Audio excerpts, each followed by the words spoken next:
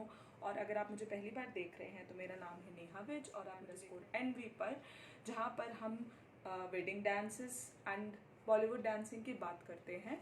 So guys, मेरा जो first video था वहाँ पे मैंने आपको ये बताया कि कौन सी ऐसी 6 चीज़ें हैं कि जब आप डांस कर रहे होते हो, परफॉर्मेंस दे रहे होते हो, तो कौन सी चीज़ों पे आपको ज़्यादा ध्यान देना चाहिए होता है। बट अब गाइज़, इस बार मैं आपके सामने कुछ और डिस्कस करने के लिए आई हूँ।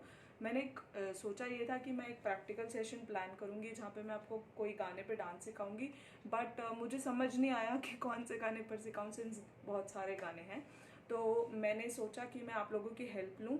अगर आप लोगों को किसी गाने पर डांस सीखना है तो प्लीज़ लेट मी नो, मैं उसको कोरियोग्राफ करके, ईज आउट करके, छोटे छोटे पॉइंट्स में ब्रेक करके आपको वो गाने पर डांस सिखा सकती हूँ। ऐसा कुछ है तो आप कमेंट्स में ड्रॉप कर सकते हैं। सो गाइस, जैसे आप मुझे कोई गाना बता देंगे, मैं फटाफट पे से उस पर कोरियोग्राफी करके और आपको डांस सिखा दूंगी। बट अभी के लिए हमने एक और बहुत अच्छा पॉइंट ढूंढा है। जैसे कि जब हमारे पास, हमें पता होता है हमारे पास आज अब हमारी किसी फ्रेंड की शादी होने वाली है या हमारी खुद शादी होने वाली है फॉर एग्जाम्पल, तो हमें पता होता है कि डेट क्या है एंड उसे 1-2 महीने पहले कौन सी और ऐसी चीज़ें जिसके बारे में हमें ध्यान देना चाहिए। वो जो चीज़ें थी फर्स्ट 6 चीज़ें, वो है कि वाइल परफॉर्मिंग आप कौन सी चीज़ों पे ध्यान देते हैं। अभी जो चीज़ें हम डिस्कस करेंगे वो ये है कि आप प्रेप कैसे कर सकते हैं अपनी किसी भी परफॉर्मेंस के लिए। उसके लिए भी हमने हर चीज़ को 6 पार्ट्स में डिवाइड किया है। नहीं, 6 मेरा फेवरेट नंबर नहीं है, जस्ट लाइक दैट। ऐसे ही मैं जो भी पॉइंट्स जॉट डाउन करती हूँ, इस बार भी वो 6 ही निकल के आए हैं। खैर, ये सब छोड़िए। तो अभी हम उन सब चीज़ों के बारे में बात करेंगे एक के बाद एक। So let's get started. So guys, इस बार मैं लिख नहीं रही हूँ, I am just telling you verbally. तो जो फर्स्ट चीज़ है जिसके लिए हमें ध्यान देना होता है वो है हमारा सॉन्ग सिलेक्शन कैसा है।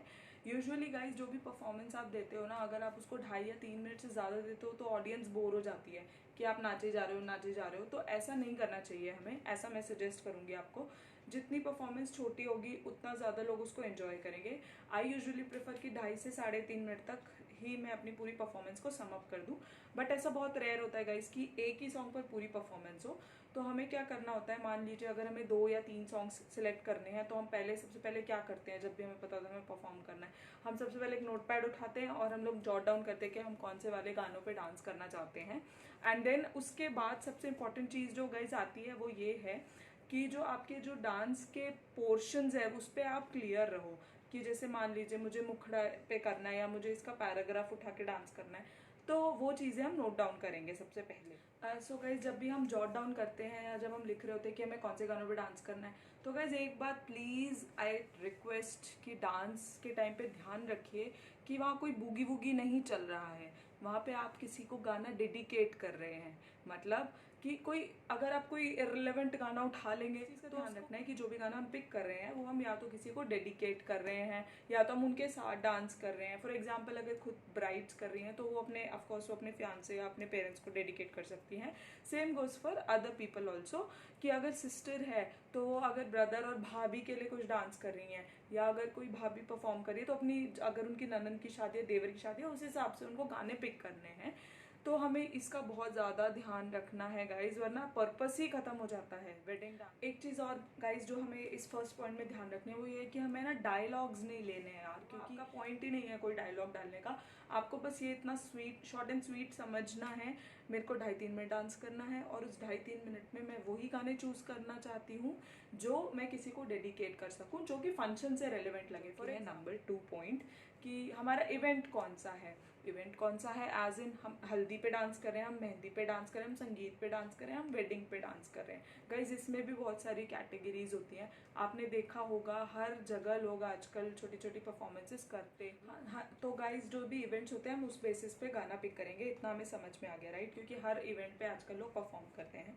फॉर एग्जाम्पल, हल्दी पे कर रहे हैं तो बहुत रिस्ट्रिक्टेड गाने, बहुत ज़्यादा। वेडिंग में आपको काफ़ी वैरायटी मिल जाएगी, डिपेंड करता है कि आप किसके लिए परफॉर्म कर रहे हैं। अगर आप भाभी हैं तो भाभी के लिए भी 2-3 गाने हैं, और भाभीियों के पास ये बेनिफिट होता है कि अगर वो सिस्टर इन लॉ के शादियों में परफॉर्म कर रही होती हैं तो वो फ्रेंड्स वाले गाने भी पिक कर सकती हैं। ऑफकोर्स आजकल एक चीज़ और चल पड़ी है गाइस कि जो भी लड़की एंट्री कर रही होती है ना रिंग के साथ लड़के के लिए, तो उस टाइम पे वो अपनी सारी कजन्स के साथ एंट्री करती है डांस करते हुए गाइस। तो वो चीज़ें हमें, उस चीज़ को भी हमें ध्यान में रख। तो ऐसे जो डांसेस होते हैं जहाँ पे एंट्री के टाइम पे ही आपको परफॉर्म करना होता है, वहाँ पे क्या होता है ना कि ज़्यादा कॉम्प्लिकेटेड, मतलब या तो ऐसा होगा कि ज़्यादा लोग शामिल होंगे उस परफॉर्मेंस में लेकिन स्टेप्स कम होंगे, या तो ऐसा होगा कि जितने भी लोग होंगे कम होंगे और स्टेप्स सेम रहेंगे। बट उसमें आपको क्या करना होता है ना, साथ साथ में चलना भी होता है, वॉक भी करनी होती है। तो थोड़ा पोर्शन आपकी म्यूजिक, आपका मेडली का उसमें ही कवर हो। तो गाइज अब हम अपने थर्ड पॉइंट की तरफ चलते हैं, जो कि है ड्रेस रिहर्सल।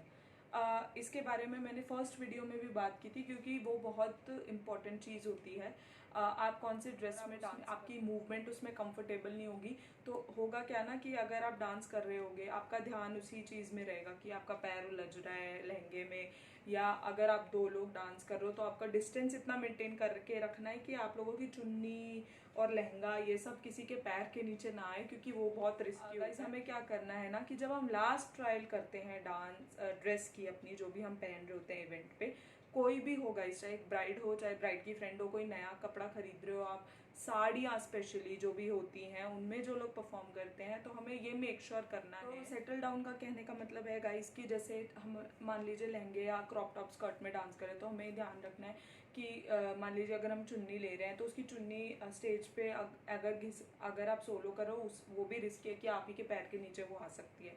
तो हमें अपने अटायर का बहुत ज़्यादा ध्यान रखना है और हमें ये मेक श्योर करना है कि जो भी हमने पहना है we are feeling comfortable in it, क्योंकि आप खुल के डांस नहीं कर पाओगे गाइज अगर आपने जो पहना है उसी में आपको कंफर्टेबल नहीं लगेगा।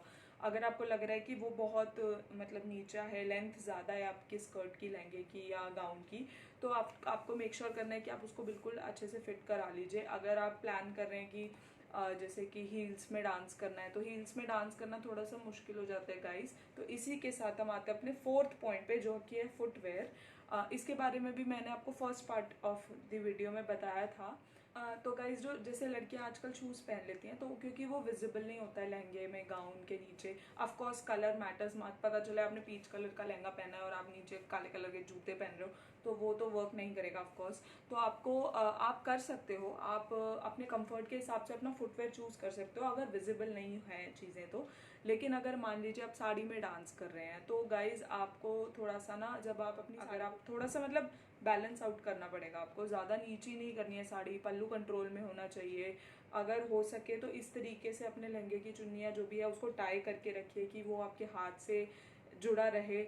और ये ज़रूर समझिए गाइस कि अगर सेफ्टी पिन खुल जाती है आपके हाथ में, मान लीजिए चुन्नी टाई की हुई है, तो डिस्ट्रैक्ट नहीं होना है, अपने स्टेप्स को थोड़ा सा स्लो डाउन कर लीजिए, बट डिस्ट्रैक्ट नहीं होना, रुकना नहीं है। और किसी को पता नहीं लगने देना कि आपका चुन्नी का ये खुल गया है या आपका कोई झुमका गिर गया है स्टेज पे। आप जस्ट ये कर सकते हैं कि मान लीजिए अगर आपका कोई झुमका नीचे गिर गया तो आप उससे थोड़ा सा साइड होके डांस करें एंड जस्ट मेक श्योर कि वो किसी को ना लगे ही ना। जो भी चीज़ें आपकी ऐसी हो रही हैं उसको आप बाद में उठा सकते हैं ऑफकोर्स स्टेज से, आपको जस्ट उससे थोड़ा सा आगे या पीछे दूरी मेंटेन करके रखनी पड़ेगी फॉर योर ओन। गाइस अगर आपके पास कोई भी क्वेश्चन हो किसी भी चीज़ से रिलेटेड तो आप प्लीज़ मुझे कमेंट में ड्रॉप करिए वो क्वेश्चंस और मैं जवाब दूंगी। So that brings us to makeup and hair. Again guys बहुत इंपॉर्टेंट है। क्यों इम्पोर्टेंट है? क्योंकि हो सकता है कि मेकअप में आपके जो आई लैशेज जो हमारे मेकअप आर्टिस्ट आजकल सबको लगाते हैं, आपको ये मेक श्योर करना है कि वो है ना कंफर्टेबल लगे आपको अपनी आंखों पे, इतनी भारी ना लगे आंखें कि है ना आपसे मतलब अच्छे से खुल नहीं रही है और आप बहुत ज़्यादा आपको डिस्कम्फर्ट फील हो रहा है, तो वो आप डांस करेंगे ना तो उसके टाइम पे भी वो चीज़ दिख जाएगी। तो आपको मेकअप का ध्यान रखना है। दूसरी चीज़ है गाइस हेयर। मान लीजिए मैंने अगर अपने हेयर में एक्सटेंशंस लगवाया है और यहाँ तक का एक्सटेंशंस लगवाया है और जब मैं डांस कर रही हूँ वो आगे पीछे ऐसे ऐसे डांस कर रही हूँ जब मैं, तो वो आगे और पीछे हेयर मूव कर रहा है, तो वो भी हो सकता है कि हमारे मतलब कहीं पे भी वो उलझ। इसलिए गाइस सबसे पहले जब आपको किसी कहीं पे रेडी होने जाना है तो आपको अपने ड्रेस का ऑफ कोर्स जो आप पहन रहे हो वो तो आप पहले से डिसाइड कर लेंगे। मेकअप और हेयर भी आपको उस हिसाब से प्लान करना है, थोड़ा सा पहले से सोच लीजिए कि आपको क्या हेयर स्टाइल करवाना है और अगर आप किस तरीके का आपका डांस है उसमें वो सूट करेगा, सेट होगा या नहीं, ये सब चीज़ें आपको ध्यान में रखनी है हमारे इस पॉइंट में। तो गाइज अब हमारा सबसे लास्ट पॉइंट एंड सबसे फाइनल पॉइंट है जो कि इन सब चीज़ों में बहुत ज़्यादा इंपॉर्टेंट है, वो है मेडली। मेडली गाइस हमारे जो गाना जिस पे हम डांस करना चाहते हैं, याद है आपको हमने फर्स्ट पॉइंट में जो डिस्कस किया था कि हम नोट डाउन कर लेते हैं कि हम कौन से गानों पे कौन से पोर्शंस पे डांस करेंगे, राइट। तो अब इन पोर्शंस को हमें ज्वाइन करना होता है। तो जब हम इन पोर्शंस को, अब देखिए जैसे अगर आप 2 गाने ले रहे हैं, दोनों गानों के आप मुखड़े ले रहे हैं, तो आप उसको एडजस्ट कैसे करेंगे, वो चीज़ इंपॉर्टेंट है, राइट। तो उसको एडजस्ट करने के लिए हमें इस तरीके से गाने पिक करने हैं, जैसे अगर आप किसी की स्टार्टिंग पिक कर रहे हैं उसके साथ आपका उसका मुखड़ा पिक करेंगे। अगर आप उसका कोई नेक्स्ट गाना प्लान करें तो आपको बीट्स डाउन और बीट्स अप होने का बहुत ज़्यादा केयरफुली ध्यान रखना होगा। वो कैसे हो सकता है, अगर आप म्यूज़िक सुनते हैं, आप इवन गाइस जो गाने जिस गाने पे आपको डांस करना है वो आप खुद ही घर पे बना सकते हो। तो मैं कैसे करती हूँ इस चीज़ को फ्रेंड्स, इसको मैं क्या करती हूँ, जब मैं नोट डाउन करती हूँ ना तो मैं उसके साथ में पोर्शंस भी नोट डाउन कर लेती हूँ। जैसे मैं 0.30 सेकेंड से लेके 1.21 सेकेंड तक ही उस पोर्शन को पिक करूँगी। मैं आराम से बैठती हूँ हेडफोन्स लेके और उसको नोट डाउन कर लेती हूँ। उसके बाद जब मेरे पास सारे गाने नोट डाउन हो जाते हैं, फिर सबसे पहले मैं क्या करती हूँ, उन गानों को ट्रिम करती हूँ। अब गाइज इसको भी करने के लिए 2 तरीके होते हैं। अगर आप अपने लैपटॉप से गाना बनाना चाहते हैं तो ऑफकोर्स एक सॉफ्टवेयर आता है जहाँ पे आप डिफरेंट गाने लोड करते हैं एंड जो पोर्शन चाहिए होता है वो आप उसको सिलेक्ट कर लेते हैं। बट मैं एक ऐप यूज़ करती हूँ, फ़ोन ऐप है वो। उसमें क्या होता है कि मैं सबसे पहले पोर्शन ट्रिम करके रख लेती हूँ, एग्जैक्टली सुन के कि कौन सा पोर्शन मेरे को चाहिए और कौन सा जो नहीं चाहिए होता उसको मैं रिमूव कर देती हूँ। उसके बाद मैं वो सारे जो ट्रिम्ड पोर्शंस हैं उनको मर्ज करके देखती हूँ। तो गाइस जब मैं उनको ज्वाइन कर लेती हूँ, मर्ज कर लेती हूँ, तो मुझे पता चल जाता है कि अप बीट लो बीट कहाँ हो रही है। और कई बार ऐसे होता है जैसे मेरे पास 3 गाने होते हैं तो मैं स्टार्टिंग वाला गाना चेंज नहीं कर सकती क्योंकि वहाँ से गाने की बीट्स उठती हैं। तो मैं सेकंड और थर्ड गाने को आगे पीछे कर लेती हूँ जो भी मेरी बीट्स मैच होती है।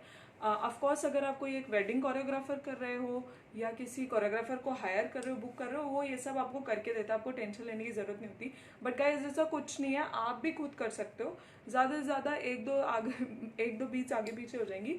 अगर आप ईयरफोन्स से यूज़ करके अगर आप प्रॉपरली उसको पोर्शन वाइज जैसे मैंने आपको पहले बताया उस तरीके से करते हो तो भी आप आराम से उसको कर सकते हो। गाइस जब ये 6 चीज़ें आप ध्यान में रख के अपना परफॉर्मेंस प्लान करते हो, मैंने इसको इसलिए प्रेप बोला क्योंकि हर चीज़ के लिए आपको ना थोड़ी सी प्लानिंग करनी पड़ती है किसी भी परफॉर्मेंस को देने के लिए। तो इसलिए मैंने ये जो 6 पॉइंट्स है ये आप प्लीज़ ध्यान रखिए जब आप प्लान कर रहे हैं अपनी परफॉर्मेंस करना उससे पहले। ये सब चीज़ें वो हैं जो आप पहले से ही अगर प्रिपेयर्ड रहेंगे तो आपका परफॉर्मेंस बहुत अच्छे से निकल के आएगा। ऑफकोर्स आपको प्रैक्टिस करनी पड़ेगी, ध्यान देना पड़ेगा, सोलो दे रहे हैं, डुएट दे रहे हैं। और गाइज इसी से इनकरेज होके मैंने एक और सेशन प्लान किया है जहाँ पे मैं आपको ऑप्शंस बताऊंगी कौन से गाने आप कौन से इवेंट पे परफॉर्म कर सकते हो, हल्दी मेहंदी संगीत इन सब पे। उसके लिए मेरे को अलग अलग वीडियो बनानी पड़ेगी बट उसके लिए आपको मेरी ये वाली वीडियो लाइक करनी पड़ेगी और इस चैनल को सब्सक्राइब करना पड़ेगा और मुझसे सवाल पूछिएगा। तो गाइस अब आपको करना क्या है, आप लोगों को 2 चीज़ें करनी है। पहला तो अगर आपको ये वीडियो पसंद आया हो, लगा हो ये हेल्पफुल है या किसी को हेल्प कर सकता है किसी भी चीज़ को प्लान आउट करने में, तो प्लीज़ उनको भेजिए। दूसरी चीज़ गाइज आई रियली वांट कि आप लोग मुझे कोई गाना दें ताकि मैं उस पर कोरियोग्राफी सोच के आपको कोरियोग्राफी सिखा सकूं, क्योंकि उसके लिए भी मुझे थोड़ा टाइम लगेगा वीडियो बनाने में, ताकि आपको क्लियरली ऑडिबल हो। ऐसी अच्छी वीडियो मैं बनाना चाहती हूँ जिसमें मैं आपको समझा सकूँ कौन सा स्टेप कैसे कर रही हूँ एंड इस तरीके से समझा सकूँ कि आराम से आप उसको कोशिश करें तो हो जाए आपसे। तो for that guys please like share and subscribe my channel, do comment on my channel and stay fit, keep dancing, Tata.